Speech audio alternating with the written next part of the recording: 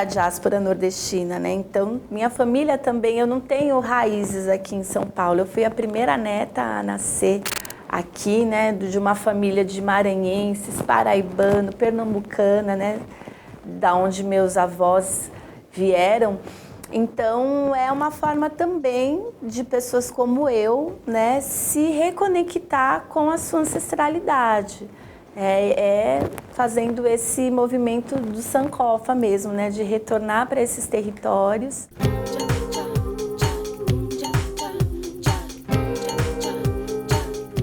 A vivência de danças dos blocos afros, na verdade, quem trouxe ela foi a Vânia Oliveira. A Vânia, ela é rainha de blocos afros, né, lá na Bahia. É uma mestra, é minha mestra, né, com quem eu aprendo muito. E ela foi convidada do curso que eu coordeno lá na Oficina Cultural Alfredo Volpi, que chama Afronarrativas em Dança. Então, convidamos a Vânia para esse curso, né, onde a gente teve outras convidadas também, outras duas mestras, né?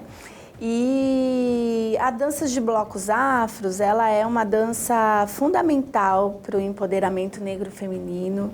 É uma dança que nasce ali na década de 70, em Salvador, né? Mas tem ali toda a sua base, tem toda a sua raiz, né? Nas danças de terreiro, né? Nas vivências que são realizadas ali dentro do terreiro, dentro das giras, né, dos terreiros, e é esse terreiro que sai para as ruas, né, esse candomblé que ganha as ruas, essa corporeidade que se expande.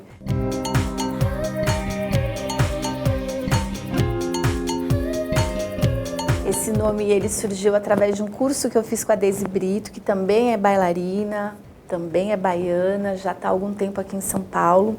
Fiz um curso com ela no CRD, aqui em São Paulo, que é o Centro de Referência da Dança, e Deise trouxe essa expressão, afronarrativas. Aí eu fiquei, né, há muito tempo eu estava querendo trazer uma nova forma mesmo de denominar, né, o meu trabalho, porque eu sempre tive essa característica investigativa, né, em todas as danças que eu trabalho. Acho que vem do jornalismo também, né, para eu ser jornalista. Mas com o tempo eu fui percebendo que essas danças tradicionais, né, que eu pesquiso, elas estão envoltas de narrativas muito complexas, né, que vai para muito além do movimento, da corporeidade, né? A gente está falando de território, a gente está falando de alimentos, né? A gente está falando de toda uma cultura estética que estão presentes nessas manifestações tradicionais também.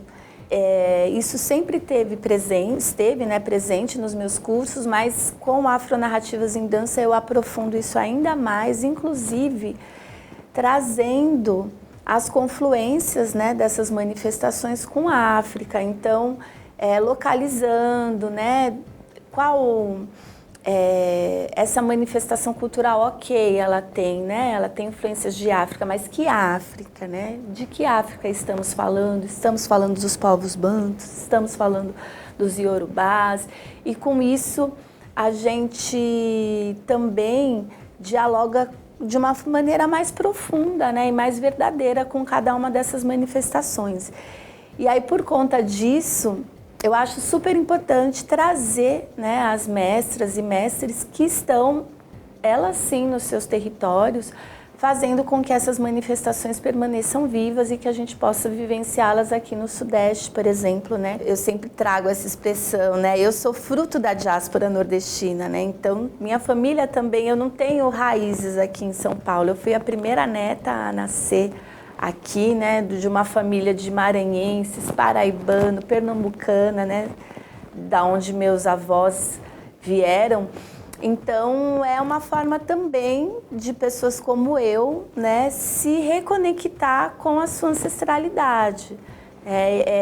Fazendo esse movimento do Sankofa mesmo, né, de retornar para esses territórios e se alimentar daquilo que também faz parte da minha história.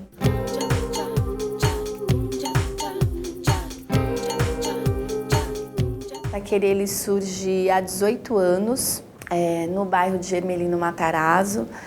Inclusive, tem um documentário, né, sobre a história do grupo que eu tive a honra de dirigir. A gente fez esse documentário que ainda está girando, né? O bataquerê, ele é fundamental no território da Zona Leste. O mestre Pedro Peu, quando junto, né, com Silvana de Jesus e tantos outros integrantes, né, ele idealiza o bataquerê, ele traz para aquele território de Hermelino Matarazzo, para aquele território da Zona Leste, essa possibilidade mesmo dessa juventude não só, né, ter acesso a essas culturas, né, que são culturas negras, e a gente está falando aí há 18 anos, né, isso era de difícil acesso, né, os pretos tinham dificuldade de acessar a própria cultura, a gente está falando desse momento, e para além disso, foi uma oportunidade de novos caminhos profissionais para uma geração inteira, né, que participou do bataquerê. Então a gente tem aí todas as pessoas que estão desde a fundação do grupo, eu não sou uma delas, né, eu entrei depois, hoje trabalhando com artes, né, a gente tem a Silvana de Jesus, que é professora na Escola de Dança da cidade de São Paulo, que já é mestra, né, formada na academia. A gente tem o Márcio Greik, que hoje dirige o grupo Zumbi Boys. Ele nem está mais no bataquerê, né, mas esteve por muitos anos. E, enfim, a gente tem, né, quem já foi bataquerê sempre vai ser. E o Marcos Greik, o Zumbi Boys foi o primeiro grupo de dança da periferia a ganhar o Fomento à Dança. É um grupo de dança urbana. E aí poderia ficar aqui falando de cada um dos integrantes, né? Mas a gente tem aí todas essas pessoas hoje trabalhando com arte e mais, né? Em funções de destaque mesmo dentro desse meio. Então, e assim, e é muito difícil você encontrar um artista da Zona Leste que já não teve aula com o mestre Pedro Peu, que já não teve aula com a Silvana de Jesus.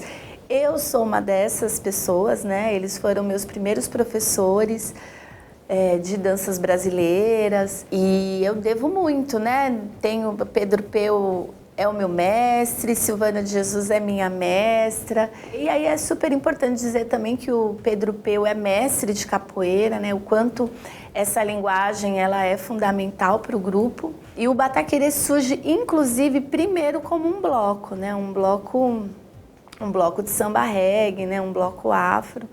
E aí depois a dança ela adentrou e hoje é esse grupo, né, que tem aí um amplo leque, né, de pesquisa, e hoje a gente pesquisa várias manifestações tradicionais, não só do Nordeste, né, inclusive o projeto que a gente está desenvolvendo esse ano. A gente tem focado nas manifestações tradicionais aqui do Sudeste.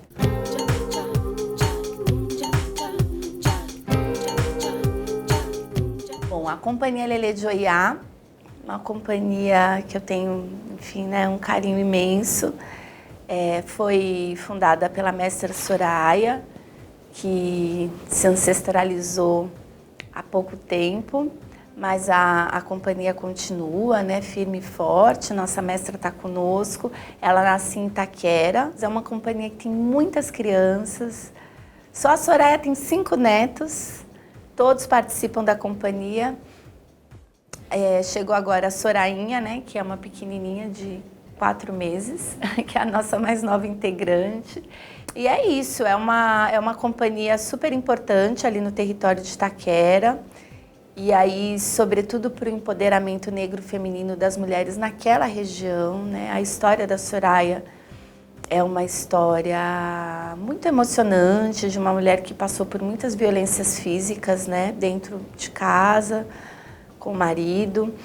E se não fosse a arte, talvez Soraya tivesse partido de uma maneira muito diferente, sabe? A arte salvou ela dessa realidade de violência que muitas mulheres vivem, né?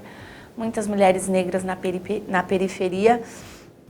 E ela conta, né, que no início que ela começou a fazer os primeiros cursos de percussão, que o marido na época, né, quando ela ainda estava casada, ficava zombando dela, né? E ela se tornou uma referência, né? Uma referência não só em Itaquera, em São Paulo. Todos os maracatus aqui em São Paulo reverenciam, né, a mestra Soraya. Mulher de terreiro. A Companhia Lelê de Oiá tem uma pesquisa voltada para os orixás, né, os orixás Queto, da cultura iorubá, mas não só, né, a gente também traz os encantados para a gira, enfim, né, todas essas referências que advêm das culturas de matriz africana. Todo ano na Preta Leste, que é um evento que eu também sou curadora, a Companhia Lelê de Oiá faz um cortejo lindo em que os orixás saem de dentro da igreja, a Igreja Nossa Senhora do Carmo, e depois, né, saem todos os orixás, começa com a Pombagira, né, com a Maria Padilha, e aí depois vem, finalizamos com o Oxalá, com a lavagem da escadaria, a pomba voa.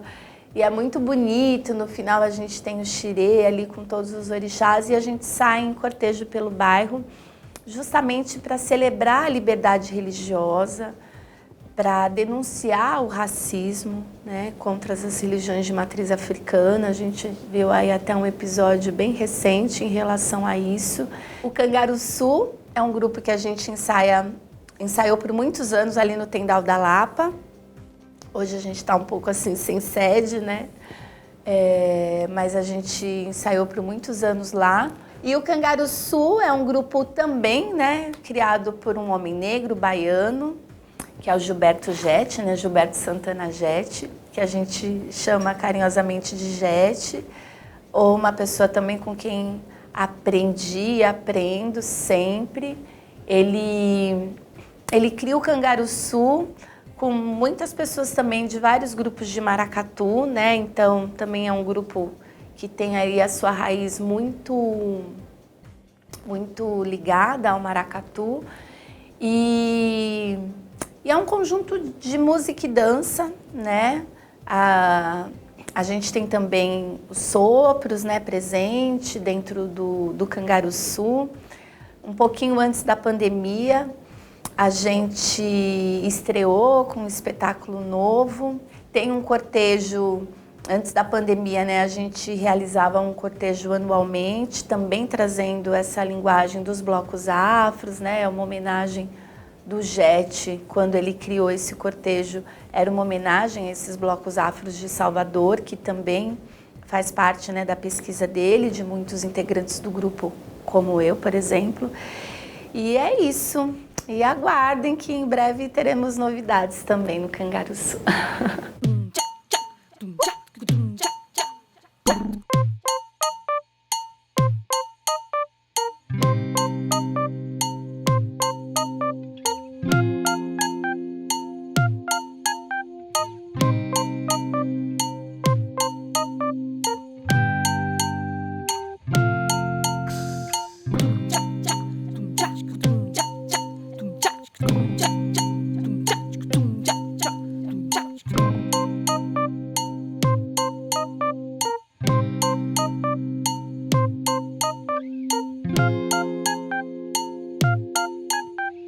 Thank you.